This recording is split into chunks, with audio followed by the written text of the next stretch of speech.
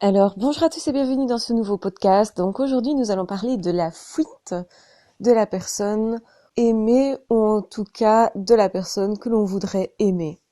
Qu'est-ce qu'il faut comprendre de cette fuite? C'est que effectivement, quelqu'un qui fuit, c'est quelqu'un qui quelque part nous fait violence.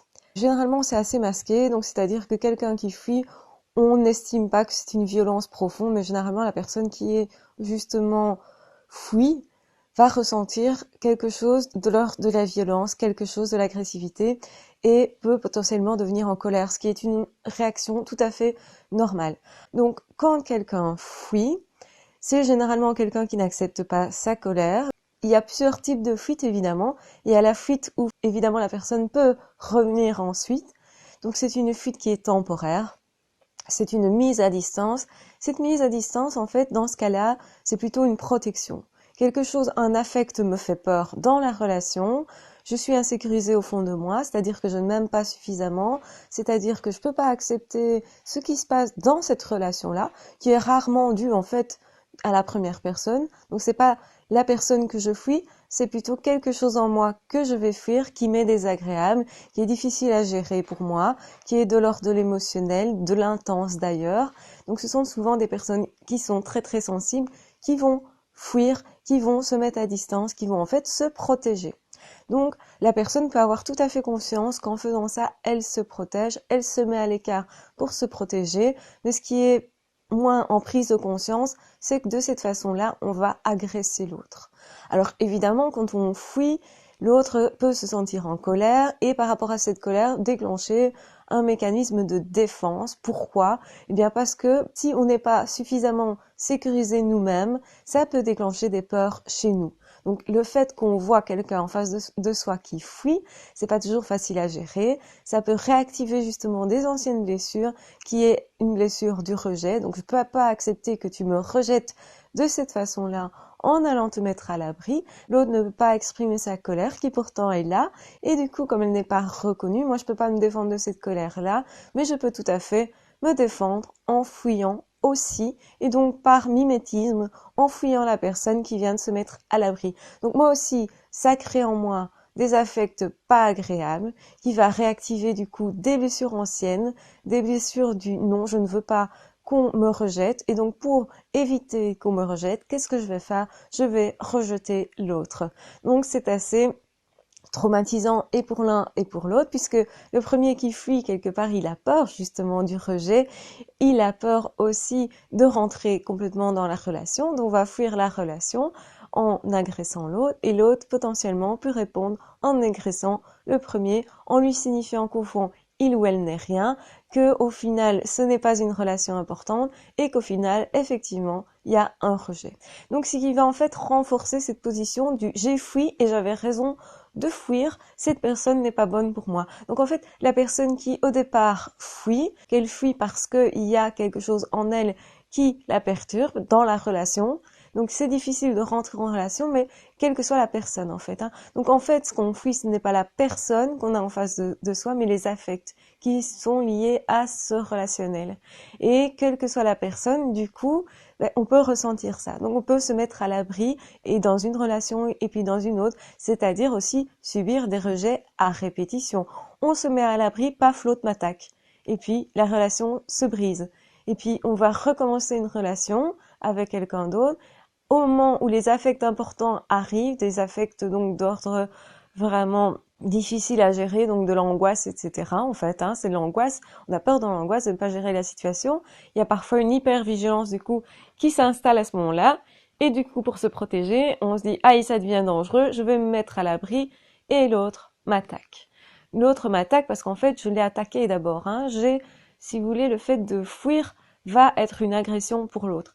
Mais en même temps, je n'ai pas pu faire autrement que fuir. Donc si vous voulez, dans ce mécanisme-là, ce qu'il faut bien comprendre, c'est que la personne qui fuit, la première, est une victime elle-même de ses affects. Donc c'est quelque chose qui ne peut pas être sécurisé. Au fond d'elle-même, cette personne ne s'aime pas suffisamment, va chercher l'amour, l'approbation de l'autre, et puis à un moment donné va se dire oui, ça devient dangereux ici, je vais me mettre à l'abri parce que là, j'ai des affects tellement importants, des désirs tellement importants, et on a peur d'exprimer ces désirs-là à l'autre parce qu'alors, on imagine qu'on va plutôt être rejeté, du coup, il y a des angoisses qui vont se créer, on peut pas gérer ces angoisses-là autrement qu'en fuyant, qu'en se mettant à l'abri, qu'en se protégeant, et à ce moment-là, mais l'autre peut nous agresser s'il n'est pas sécurisé. Donc il faut quand même une sacrée sécurité, un sacré équilibre pour accepter que l'autre fuit et rester de marbre, c'est-à-dire ne pas aller agresser l'autre, ne pas lui dire, bah, puisque c'est comme ça, moi je m'en vais aussi. Ah oui, peut-être qu'au fond, on peut se dire, mais moi je veux pas d'une relation où l'autre fuit. Je veux pas une relation dans laquelle je n'aurai que des miettes au final, ou une relation dans laquelle je vais devoir patienter éventuellement avant que l'autre ne revienne. Donc on ne sait pas d'ailleurs si l'autre va revenir ou pas. Est-ce que les angoisses sont tellement profondes que l'autre ne revient pas, comme dans la personnalité évitante? Il y a aussi d'autres profils dans lesquels on va fuir parce qu'on fuit pas la totalité de la relation, mais on va fuir une partie qui est justement peut-être que l'affect ou le sexuel ou en tout cas une partie du partage. Et donc là, on va se retirer exactement au moment où l'autre a un désir sur nous, où l'autre a quelque chose de l'ordre de la demande, partage-moi qui tu es, et là ça fait peur, on va fuir parce qu'on ne peut pas être entièrement soi. On ne s'autorise pas à être soi parce que ça crée des angoisses, on a l'impression qu'on ne peut pas être aimé pour ce qu'on est. Donc du coup, on va se cliver dans ce cas-là plutôt. C'est un clivage dans le sens où je te donne qu'une partie de moi et au moment où toi, tu as un désir, paf, je m'en vais. Je m'en vais, mais je peux revenir ensuite. Généralement, il y a un retour à ce moment-là. C'est une situation pas simple quand on est face à quelqu'un qui fuit et la personne qui fuit n'a pas du tout facile non plus, mais risque à tout moment d'être jugée. Et quand on est dans le jugement, bien entendu, c'est compliqué de ne pas rejeter l'autre. Ce n'est pas facile non plus parce qu'on ressent de la colère. On comprend pas pourquoi tout d'un coup dans la relation, l'autre nous signale en fait que notre attitude ne va pas. Alors en fait, c'est pas notre attitude qui ne va pas, on n'a pas fait quelque chose de mal, on a juste souhaité être plus en relation, ce qui est plutôt quelque chose de sain et d'équilibré, mais le fait d'avoir ce souhait va faire que la personne, à ce moment-là, se met à distance. Donc c'est extrêmement frustrant pour la personne qui est esselée tout d'un coup, alors que l'autre était là, tout d'un coup l'autre se retire et c'est extrêmement frustrant. Donc est-ce qu'on sait gérer sa frustration aussi, d'éventuellement être mis à l'écart? Si je suis quelqu'un qui a été rejeté souvent et que je n'ai pas travaillé là-dessus en m'aimant suffisamment, en comprenant que moi je devais me nourrir d'abord, à ce moment-là, ce qui se passe, c'est que je vais réagir très fortement à ça en me sentant rejetée, humiliée, et donc je vais agresser beaucoup plus. Je vais être beaucoup plus en colère. Alors, est-ce que j'accepte cette colère-là? Parce que l'autre me donne une colère, en fait, qu'il n'arrive pas à exprimer autrement que par la fuite. Donc, la fuite, c'est une façon de aussi sauvegarder une certaine image. Je fuis, donc moi, j'ai rien fait de mal puisque j'ai fait que de fuir, si vous voulez. Donc, quelque part, justement, ça permet de revenir. Parce qu'il n'y a pas une colère par rapport à l'autre. Si vous voulez, la personne qui fuit, elle se sent pas en colère quand elle fuit. Elle se met juste à l'abri. Et donc, du coup, elle peut revenir, puisqu'il n'y a pas de colère. Mais le premier qui a été évincé, qui a été justement mis à l'écart, peut ressentir énormément de colère. Donc, est-ce que cette personne va accepter le retour? Donc ça, c'est quelque chose de particulier, c'est un mécanisme particulier qui va donc arriver dans plusieurs profils, par rapport à plusieurs profils. Comment est-ce que je me positionne par rapport à une personne qui fuit? C'est peut-être intéressant de se poser la question, si on est face à une personnalité évitante, évidemment que c'est souffrant. C'est souffrant à cause de ça, à cause du fait de se dire, est-ce que je suis quelqu'un qui me sent rejeté facilement? Est-ce que je suis quelqu'un qui accepte la frustration facilement? Est-ce que moi, je pose des limites aussi, Donc ça veut dire, est-ce que je suis quelqu'un de tolérant? Et est-ce que c'est pas peut-être un excès de tolérance aussi que d'accepter tout le temps que cette personne s'en aille? Est-ce que c'est pas trop frustrant pour moi alors que peut-être je peux avec une autre personne être complètement dans la relation parce que l'autre sera sain et ne fuira pas? Donc quand il y a une fuite, c'est qu'il y a une blessure qui est intense. Donc il y a une réactivité qui est intense aussi. On a touché des affects qui étaient intenses. On a vraiment touché la personne en fait. Donc la personne qui est justement mise à l'écart peut se dire waouh, je viens de toucher un truc particulier et ça devient intéressant. Donc ça peut expliquer l'attrait que certaines personnes ont pour les personnalités évitantes ou les personnalités clivées, on appelle ça. Donc c'est-à-dire les personnes qui vont vous donner qu'une partie d'eux. Donc, ils ne vont pas vous donner accès à l'entièreté de leur personne. Donc, ça aussi, c'est une forme de fuite et il y a effectivement souvent la fuite qui est physique, une forme autre que psychisme. Donc, si vous voulez, cette personne peut vous empêcher de rentrer dans sa vie perso. Je ne confie pas qui je suis. Tu n'auras que mon corps, ou tu n'auras qu'une partie de moi, qui est mon intellect, qui est mon travail éventuel. Donc tu vas voir de moi uniquement ce que je peux faire comme travail, qui généralement est un travail pas trop affectif, justement. Donc je te montre, par exemple, je suis comptable, je vais te donner accès à ma vie professionnelle. Ça, tu as l'impression de rentrer dans ma vie, mais en même temps, je te donne pas accès à mes affects. Donc je me protège en grosse partie de qui je suis vraiment, parce que j'imagine que de toute façon, tu ne m'aimeras pas.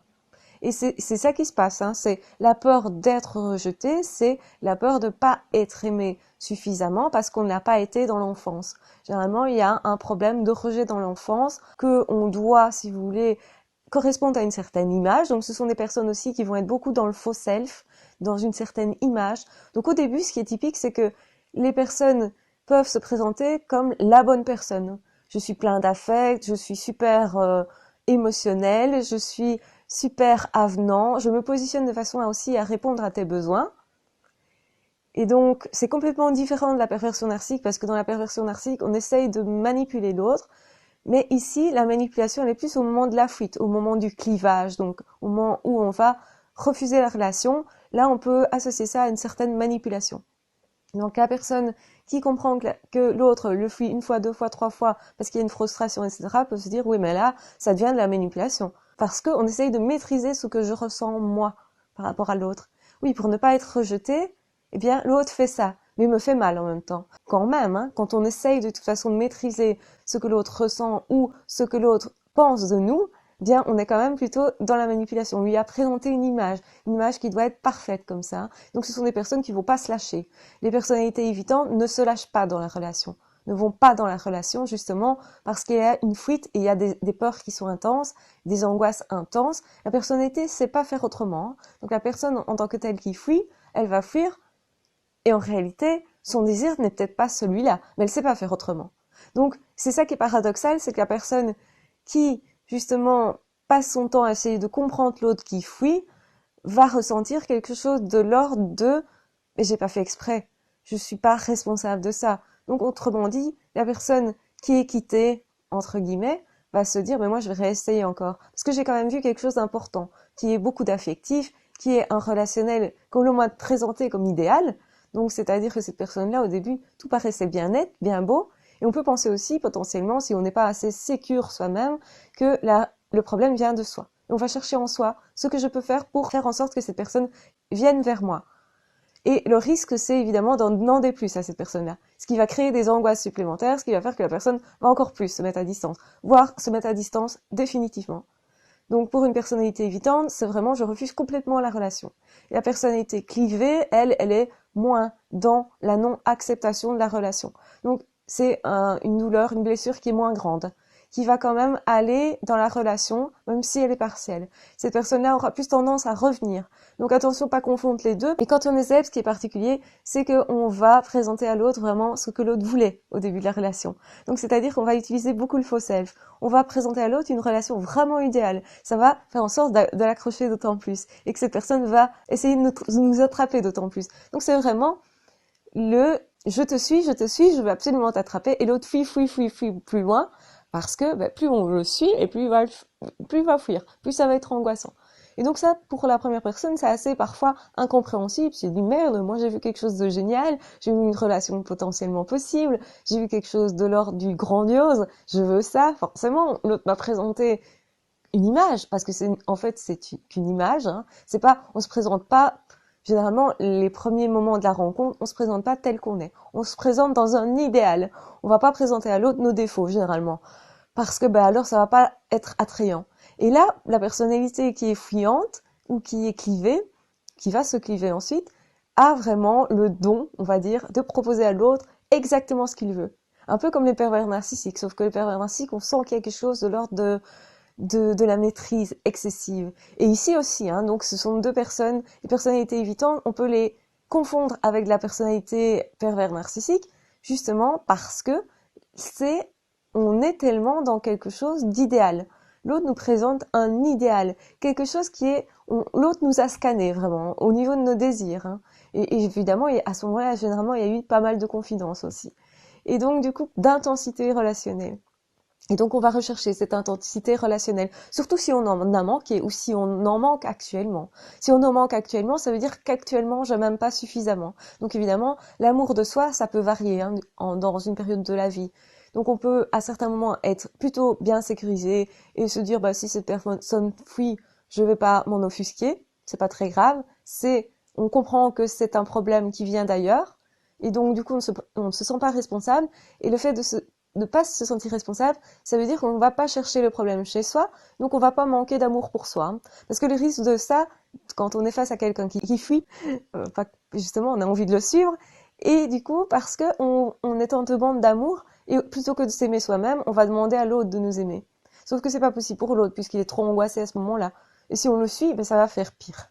Et donc c'est assez déroutant, ça peut être une personne qui tout d'un coup vous croisez au coin d'une rue, et hop, cette personne va se détourner. Vous n'avez rien fait de spécial, mais vous pourriez chercher ce que vous avez fait pour faire fuir cette personne. Et c'est là qu'est le risque, c'est de se dire waouh, je suis pas une bonne personne, t'as vu comment l'autre réagit, c'est que j'ai fait un truc mal, qu'est-ce que j'ai fait de mal, je vais essayer potentiellement aussi de réparer, mais comme l'autre me fuit, mais forcément je vais le suivre encore plus, parce que comme j'ai détecté qu'il y avait un problème, je me dis mince, quel est le problème chez moi, qu'est-ce que j'ai fait de mal, et donc je vais essayer de réparer, et donc l'autre va me fuir encore plus. Ça, c'est quand on manque de confiance en soi. Si par contre on manque pas de confiance en soi, qu'on s'aime suffisamment, notre réservoir d'amour, si vous voulez, nous nourrit nous-mêmes, hein, on n'a pas nécessairement besoin d'absolument suivre l'autre, et donc du coup on le suit pas, et l'autre va se dire tiens, pourquoi il me suit pas? Et donc va revenir plus facilement. Et ça, c'est le propre de la personnalité évitante, c'est ça qui est compliqué, hein. C'est que vraiment il faut être très sécurisé au niveau de l'amour de soi pour pouvoir faire face à quelqu'un qui nous fuit sans être offusqué, sans l'agresser, parce que si on l'agresse, évidemment il va fuir plus loin aussi, hein. On va en fait confirmer le fait que la personne avait raison de penser qu'on n'aimerait pas. Et donc du coup, cette personne soit va se cliver encore plus, c'est-à-dire va encore moins mettre à disposition une partie de soi, ou alors cette personne va fuir tellement qu'elle va pas revenir, parce que c'est trop angoissant. La confirmation du fait qu'on ne l'aimait pas est tellement... Et c'est fantasmé aussi, il faut bien comprendre que c'est fantasmé. Le problème de tout ça, c'est qu'évidemment, personnalité évitante va se blesser en faisant ça, en imaginant que l'autre ne l'aime pas.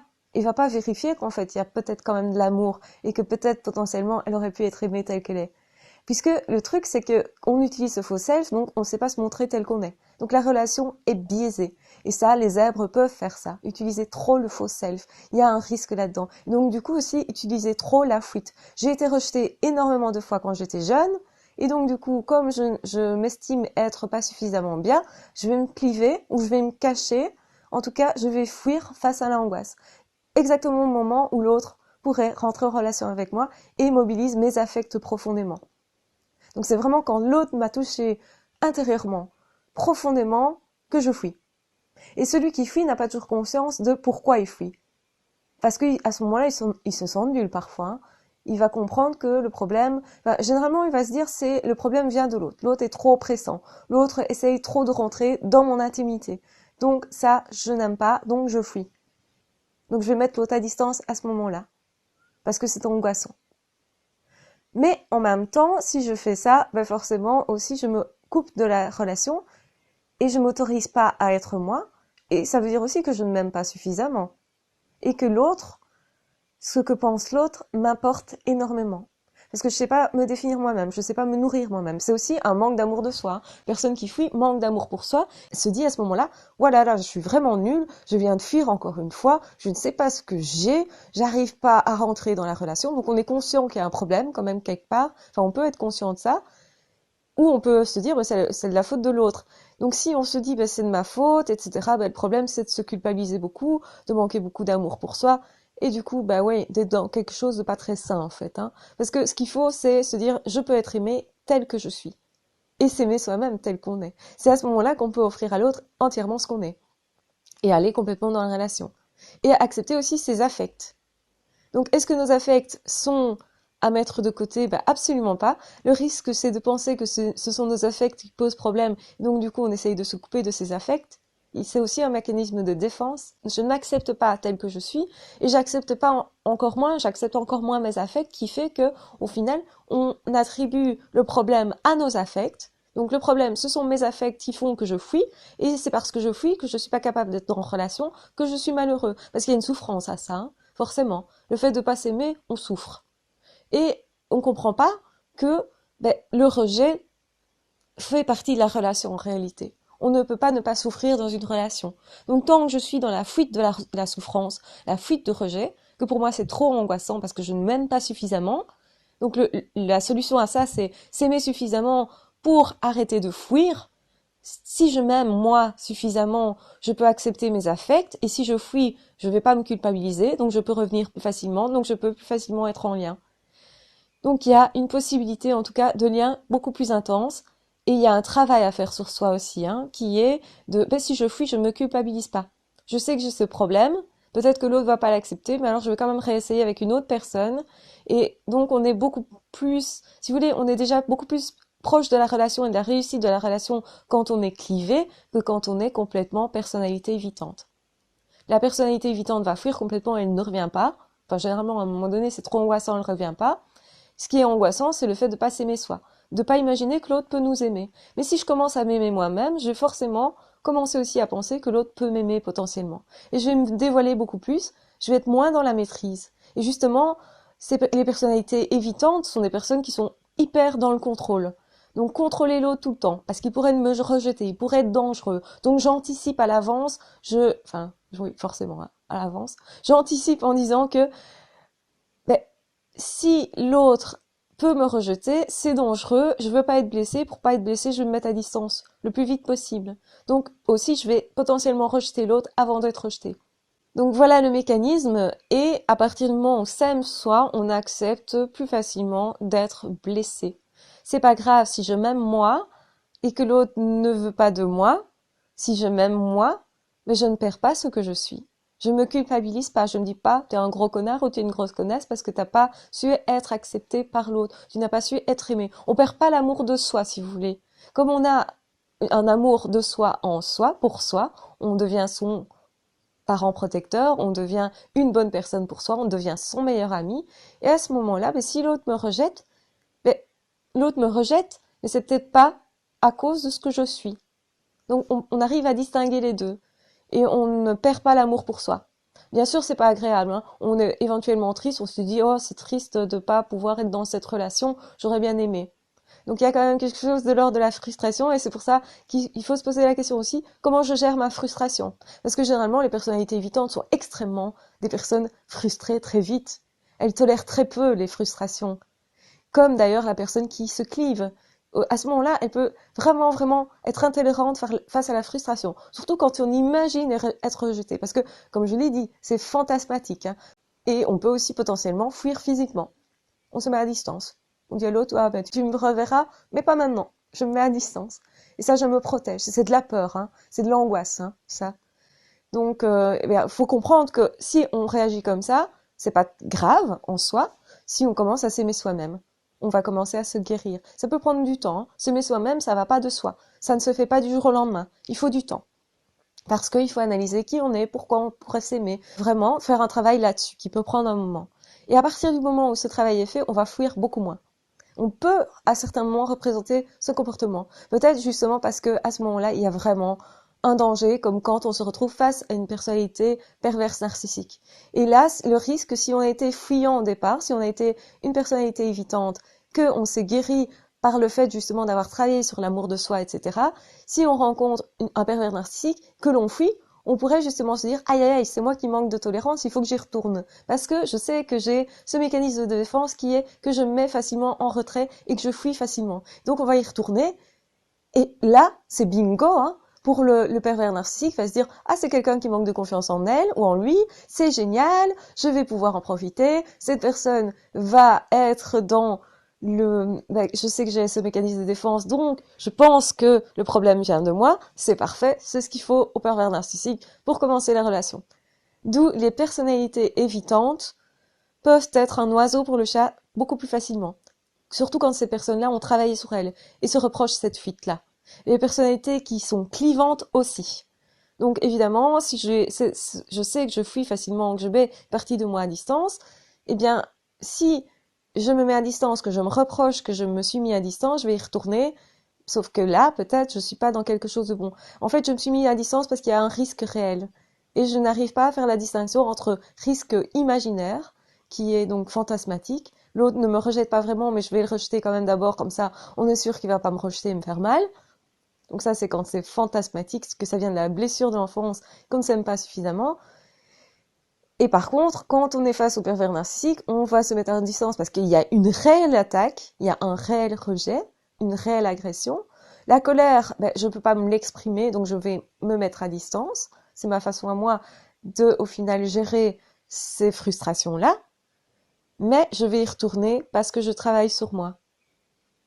Et ça, c'est dommage, hein, parce qu'une personne qui est en train de travailler sur elle-même à ce niveau-là, qui rencontre un pervers narcissique, le pervers narcissique va saloper complètement le travail qui est fait là, qui est le travail d'aller vers l'autre. Et donc, évidemment, après le pervers narcissique, si j'ai été fuyant comme ça, si j'étais personnalité évitante, j'aurais encore plus tendance à l'être après un pervers narcissique. Puisque, évidemment, on m'a rejeté réellement, on ne m'a pas aimé réellement, et du coup, j'ai été beaucoup plus malmenée encore, et donc du coup, je sais encore moins m'aimer. Donc mon image de moi, on a pris encore plus un coup, et du coup, j'ai tendance vraiment à me culpabiliser d'être en fuite, à attribuer le problème vraiment de la relation chez moi, et à me culpabiliser très très fortement.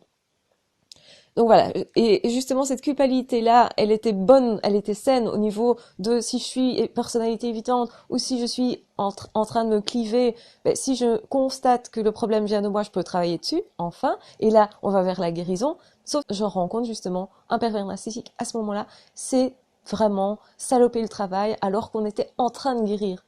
Et ça, c'est dommage, c'est tragique même. J'espère que vous aurez bien compris ce mécanisme de la fuite. Donc, comment je réagis, moi, si je vois une personne qui me fuit? Est-ce que je vais être intolérante? Est-ce que je vais être tolérant? Jusqu'où je peux être tolérant par rapport à moi, à mon histoire, à mes blessures? Est-ce que je comprends ça? Parce qu'une fois que vous avez compris ça, généralement, c'est beaucoup plus facile. On est beaucoup plus zen. On se dit, ah oui, l'autre fuit parce qu'il y a un problème au niveau de son angoisse. Je suis pas offusquée et je peux laisser revenir cette personne.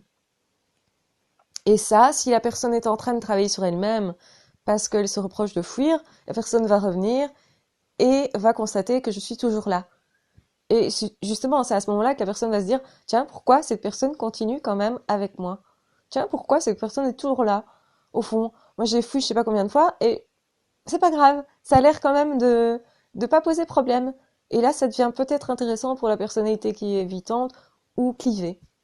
Parce que là, on peut commencer peut-être à accepter que l'autre peut nous aimer. Et donc, dans ce cas-là, est-ce qu'on peut s'accepter soi-même? Évidemment, le but, c'est de se définir soi-même, hein, de comprendre que d'abord, il faut qu'on s'aime soi. Et le risque aussi, c'est que du coup, on se définisse à travers l'autre et que à travers l'autre. Qu'on ait besoin absolument, donc on devient dépendant, alors qu'on ait besoin de cet amour-là absolument pour s'aimer soi. Donc ça, c'est une mauvaise façon de se guérir. C'est un mauvais trajet. Il faut que l'autre nous aime, mais nous dise, mais aime-toi, toi d'abord. Et si on a en face de soi quelqu'un comme ça, c'est une personne qui va nous guérir alors. Guérir justement du clivage et guérir aussi éventuellement de la personnalité évitante. Hein. Ce qui prend quand même un certain temps. Donc la personne doit être vachement patiente et il faut alors se poser la question pourquoi je veux guérir l'autre. Est-ce que c'est mon rôle de guérir l'autre? Parce que généralement quand on se met en couple, on n'est pas dans le guérir l'autre. Ça, c'est une erreur qu'on fait souvent.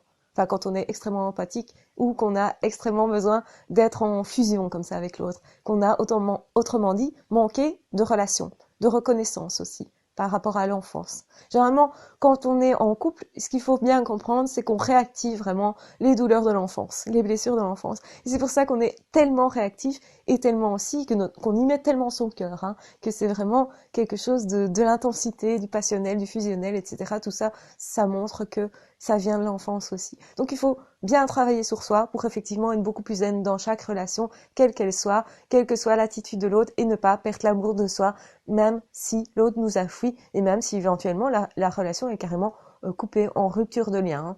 Donc voilà, je vais vous laisser, je pense que le podcast est vachement assez long, et puis en plus, il est 3 heures du matin et je devrais être en train de dormir, ce qui n'est pas le cas. Donc voilà, je vous embrasse très fort, je vous aime très fort, prenez bien soin de vous. J'espère que ce podcast vraiment vous aura aidé dans vos relations. Je pense que c'est un sujet extrêmement important. Je vais reparler du clivage. Je pense que je vais faire une vidéo ou un podcast rien que sur la personnalité qui se clive, parce que c'est super intéressant aussi, et c'est vraiment à distinguer de la personnalité évitante. Donc c'est une façon d'éviter les choses, mais moins fort, en faisant que de façon partielle, si vous voulez. Donc là, on est quand même dans quelque chose de plus guérissable, en tout cas. Donc voilà, je vous embrasse très fort, je vous aime très fort, prenez bien soin de vous, et on se retrouve très vite dans d'autres podcasts et d'autres vidéos. À ciao, bye bye!